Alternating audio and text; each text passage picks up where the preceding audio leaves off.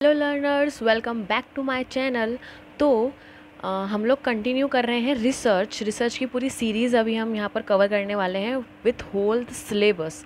ठीक है, तो हमारा टाइप्स ऑफ रिसर्च हो गया है, इंट्रोडक्शन ऑफ रिसर्च हो गया है। अब हमारा नेक्स्ट टॉपिक है स्टेप्स ऑफ रिसर्च।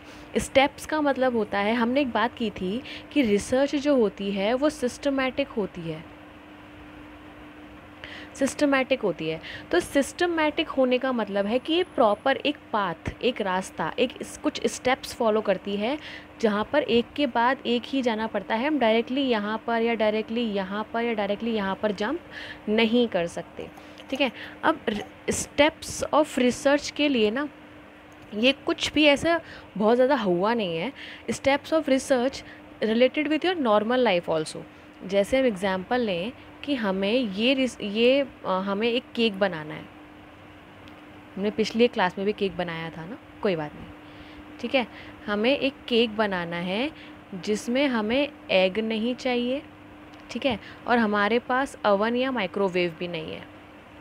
ठीक है, तो सबसे पहले हमारे पास एक प्रॉब्लम है या एक नीड है।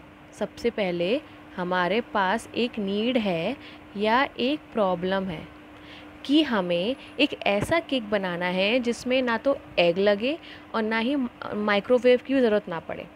ठीक है, फिर हम क्या करेंगे, फिर हम देखेंगे कि क्या ऐसा पहले भी हुआ है। हम लोग गूगल पे, यूट्यूब पे सर्च करेंगे कि क्या पहले भी ऐसा हुआ है कि भाई किसी ने एगलेस और है ना माइक्रोवेव के बिना केक बनाया हो। तो सबसे पहले हम जो प्रॉब्लम है उस पर जो पहले काम हो चुका है उसको रिव्यू करेंगे, जिसको हम लिटरेचर रिव्यू कहते हैं। डन। ठीक है, अब हमने सर्च किया तो हमने देखा कि हाँ भाई, ऐसे तो पहले भी हो चुका है, लेकिन उसमें कुछ अलग था। उन्होंने ना सपोज़ माइक्रोवेव में ना बनाकर किसी अलग इंस्ट्रूमेंट में बनाया था, लेकिन वो इंस्ट्रूमेंट भी हमारे पास नहीं है। तो वो इंस्ट्रूमेंट थोड़ा बहुत ना जैसे होता है ना, भगोना, पतीला, जो भी उसको बोलते हैं, पैन। ठीक है, जो फ्राइंग पैन नॉर्मली होता है, उसमें हमने ट्राई किया। तो हमने क्या किया, एक प्रॉब्लम थी, उसके बाद हमने उसका लिटरेचर रिव्यू किया कि क्या पहले भी ऐसा हुआ है ना। फिर हमने एक डिज़ाइन सेलेक्ट की कि ऐसा करते हैं, इन्होंने इसमें बनाया, हम अपने पेन में ट्राई करते हैं, है ना। तो हमने एक डिज़ाइन सेलेक्ट की कि हम ऐसे ऐसे ऐसे ऐसे करने वाले हैं। फिर हमने प्रिपरेशन किया, डिज़ाइन सेलेक्ट करने के बाद प्रिपेयर किया, और प्रिपेयर करने के बाद हमने एक सैम्पल के तौर पर छोटा सा बना के देखा। ठीक है, डेटा कलेक्ट करना, सैम्पल डिसाइड करना, सैम्पल के तौर पर छोटा सा ट्राई करके देखा। ट्राई करके देखने के बाद हमने देखा कि ये सही बना या नहीं बना। ठीक है, फिर अगर सही बन गया तो हम उसको जर्नलाइज कर देंगे कि ऐसा भी हो सकता है। ठीक है, और अगर नहीं बना तो वापस से चेंज करेंगे और फिर कुछ ही और तरीके से ट्राई करेंगे। तो ये रिसर्च स्टेप्स इज़ जस्ट, पहले हम एक प्रॉब्लम हमारे पास होती है जिसके बारे में हम रिव्यू करते हैं, उसका लिटरेचर के पहले भी काम हो चुका है या नहीं हो चुका है। फिर हम एक रिसर्च डिज़ाइन स्टार्ट करते हैं कि हमें काम कैसे करना है। फिर हम प्रिपरेशन करते हैं, फिर हम डेटा कलेक्ट करते हैं, डेटा कलेक्ट करने के बाद एनालाइज़ करते हैं, और एनालाइज़ करने के बाद हम जर्नलाइज़ करते हैं। होप इसका बेसिक्स अभी अभी इस सबको आगे डिटेल में पढ़ने वाले हैं, डोंट गेट वरिड। तो इतना आई थिंक क्लियर हो गया होगा। पहले हमने केक बनाना था, हमने देखा कि क्या पहले भी ऐसा केक बन चुका है, हमें मिला कि हाँ बन चुका है, लेकिन उनके पास कुछ अलग ही इंस्ट्रूमेंट था जो कि पैन की तरह दिख रहा था, फ्राइंग पैन, है ना। तो हमने सोचा कि हमने डिज़ाइन किया कि हम ऐसे ऐसे ऐसे ऐसे करेंगे तो शायद हो जाए। फिर हमने प्रिपरेशन की, फिर हमने काम किया, फिर हमने एनालाइज़ किया, फिर अगर सही बन गया, रिसर्च सही हो गई, तो हमने जर्नलाइज़ कर दिया उसको। फिर हमने बड़े लेवल पर भी उसको अप्लाई किया। ठीक है, तो सबको डिटेल में देखते हैं। हमारा पहला स्टेप है फॉर्मुलेशन ऑफ रिसर्च प्रॉब्लम। एक रिसर्च प्रॉब्लम डिसाइड करना कि हमें क्यों रिसर्च करनी है, क्या ज़रूरत है रिसर्च करने की, या कोई ऐसी प्रॉब्लम है जिसका हमें सॉल्यूशन ढूंढना है, दैट इज़ रिसर्च प्रॉब्लम। उसके लिए हम क्या करते हैं, लिटरेचर रिव्यू करते हैं कि भाई किन चीज़ों पर रिसर्च करने की ज़रूरत है, या ऐसी कौन सी चीज़ें हैं, या हमने जो प्रॉब्लम सोची है वैसा रिसर्च पहले हो चुका है या इससे रिलेटेड पहले रिसर्च हो चुका है या नहीं। ठीक है, फिर हम ऑब्जेक्टिव डिसाइड करेंगे कि हमें क्यों करनी है research. Identify research variables and measures, हमें किन चीज़ों पर रिसर्च करनी है। जैसे हमें डिसाइड करना है कि एक सन और मून जो है दोनों इफ़ेक्ट डालते हैं किसी प्लांट की ग्रोथ पर। ठीक है, तो हमारे वेरिएबल क्या हो जाएंगे, एक सन हो जाएगा, एक मून हो जाएगा और ग्रीन प्लांट्स हो जाएंगे। ये हमारे 3 वेरिएबल हो जाएंगे।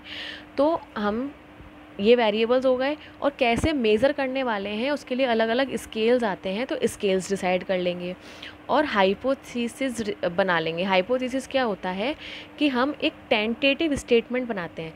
टेंटेटिव स्टेटमेंट का मतलब है ऐसा हमें लगता है, ठीक है, कि भाई जैसे मैंने बोला कि सन और मून दोनों का प्लांट पर इफ़ेक्ट पड़ता है, तो ये मेरी हाइपोथेसिस हो गई।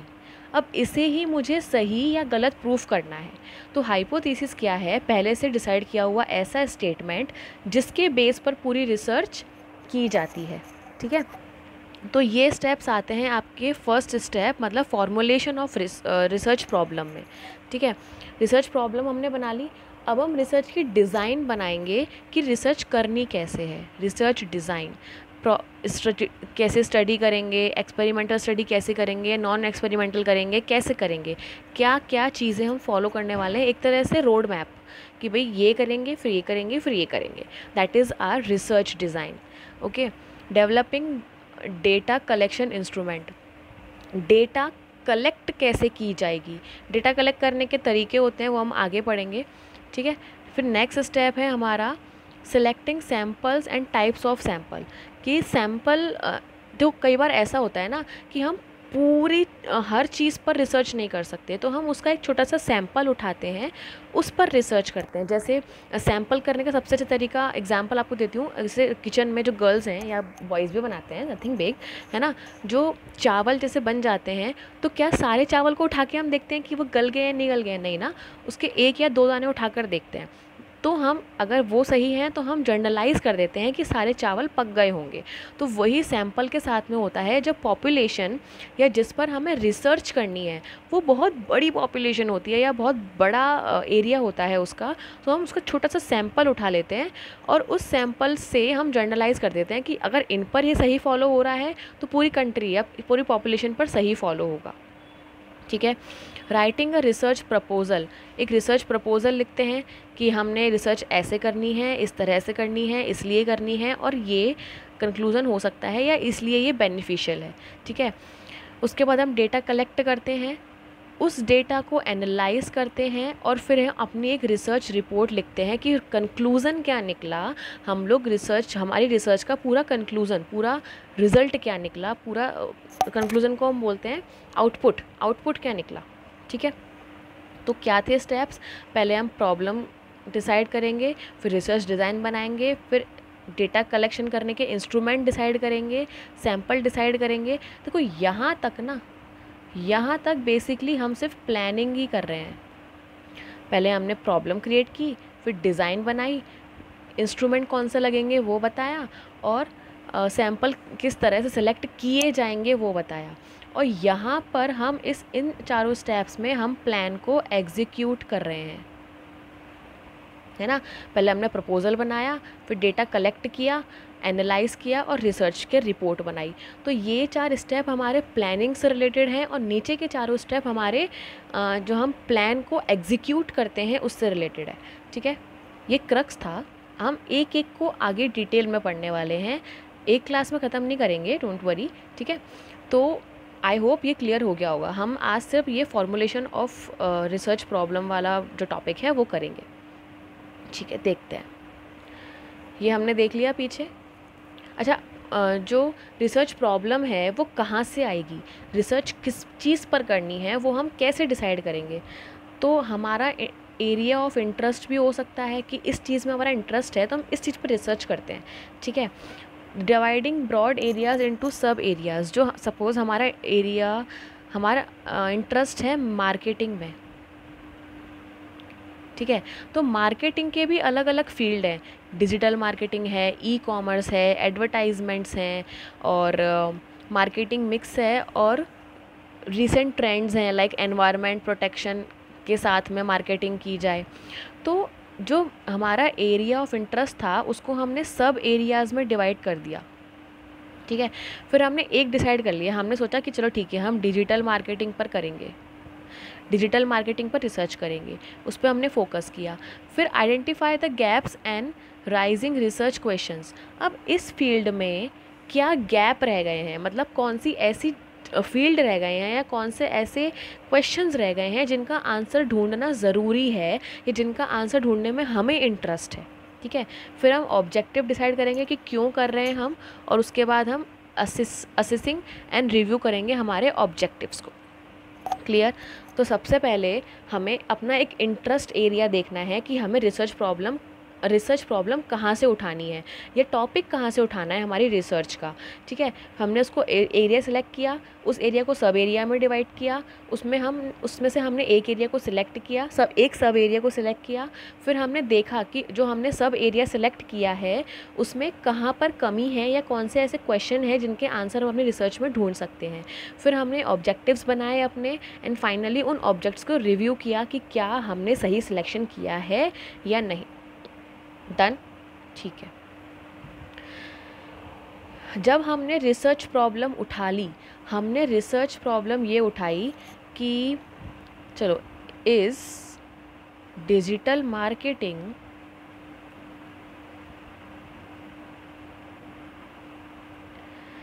Has wide scope in India, ठीक है। तो हमने ये हमारी रिसर्च प्रॉब्लम उठाई। तो सबसे पहले हम ये देखेंगे कि क्या इस रिसर्च प्रॉब्लम पर पहले भी कहीं पर काम हो चुका है। अगर हो चुका है तो हम इस रिसर्च प्रॉब्लम को नहीं उठाएंगे क्योंकि हमारे क्वेश्चन का आंसर हमें वहीं मिल जाएगा। लेकिन अगर नहीं हुआ है तो थोड़ा बहुत हमें वहाँ से हिंट मिलेगा कि हम किस तरह से इस क्वेश्चन का आंसर ढूंढ सकते हैं। तो उसको हम बोलते हैं एक्सटेंसिव लिटरेचर रिव्यू। जब हम हमारी रिसर्च क्वेश्चन से रिलेटेड जो पहले रिसर्च हो चुकी हैं या उसका जो लिटरेचर है, उसके बारे में जो भी लिखा गया है उसको देखते हैं। डन, ठीक है। नेक्स्ट, फॉर्मुलेशन ऑफ ऑब्जेक्टिव्स, कि हमें रिसर्च करनी क्यों है, हम डिजिटल मार्केटिंग के इस क्वेश्चन पर रिसर्च क्यों कर रहे हैं। तो हमारे ऑब्जेक्टिव्स दो तरह के होते हैं, मेन एंड सब ऑब्जेक्टिव्स। इसका एग्जांपल, मेन ऑब्जेक्टिव जो हैं वो ओवरऑल स्टेटमेंट होते हैं कि हमें ये करना है या इसलिए करना है, और सब ऑब्जेक्टिव इसके हेल्पफुल होते हैं कि इसके साथ साथ ये भी हो जाएगा। For example, The main objective is to explore the relationship between the use of modern teaching techniques and student performance। जो modern teaching techniques है और जो students की performance है उसका effect, जो modern teaching techniques का effect हम students के performance पर देखना चाहते हैं, ये हमारा main objective है, ठीक है। तो हमारे सब ऑब्जेक्टिव क्या हो सकते हैं, कंपेयर करना, फाइंड आउट करना, इन्हीं चीज़ों को। Compare the use of modern teaching techniques in government and private school to study the impact of modern teaching and level of. तो स्टूडेंट परफॉर्मेंस, अब हमने स्टूडेंट्स को बांट दिया कि भाई प्राइवेट स्कूल्स के जो स्टूडेंट्स हैं या ना लेवल्स जो अलग अलग स्टूडेंट्स हैं।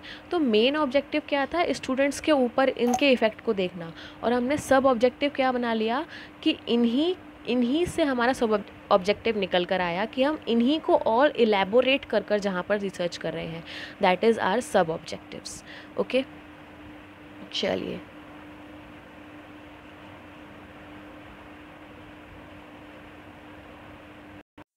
सो व्हाट वी डिड टुडे कि फॉर्मुलेशन ऑफ रिसर्च प्रॉब्लम वाले स्टेप में रिसर्च प्रॉब्लम हम कहाँ से लेकर आएंगे, फिर उसका लिटरेचर रिव्यू करेंगे और ऑब्जेक्टिव्स हमें डिसाइड करने हैं। तो ऑब्जेक्टिव्स दो तरह के होते हैं, मेन एंड सब ऑब्जेक्टिव्स, ठीक है। और इसके अलावा हमने स्टेप्स के बारे में डिस्कस किया कि पहले रिसर्च प्रॉब्लम बनाएंगे, उसके बाद डिज़ाइन बनाएंगे, इंस्ट्रूमेंट डिसाइड करेंगे कि कौन से लगने हैं, और सैम्पल डिसाइड करेंगे किस तरह से सिलेक्ट किए जाएंगे, ठीक है। ये हमारा 4 प्लानिंग के स्टेप्स थे। फिफ्थ से 8th स्टेप तक हमारा एग्जीक्यूशन चलता है, राइटिंग रिसर्च प्रपोजल, फिर डेटा कलेक्ट करना, उसको एनालाइज करना और रिसर्च रिपोर्ट को फाइनलाइज करके दे देना, ठीक है। और उस next our topic is variable, थोड़ा सा बड़ा टॉपिक है तो हम कल इसे कवर करेंगे कि वेरिएबल क्या होते हैं, कितने तरह के होते हैं, एंड फॉर्मुलेटिंग ऑफ हाइपोथेसिस, ये हम नेक्स्ट क्लासेस में कवर करेंगे। एंड ये सारे step in detail we will do, ठीक है। तो ओप आज का सेशन आपको समझ में आया होगा। If you understand, if you are understanding my classes and the concepts I am trying to make you understand, तो hit like, subscribe my channel, rest, take care, keep healthy, bye bye guys.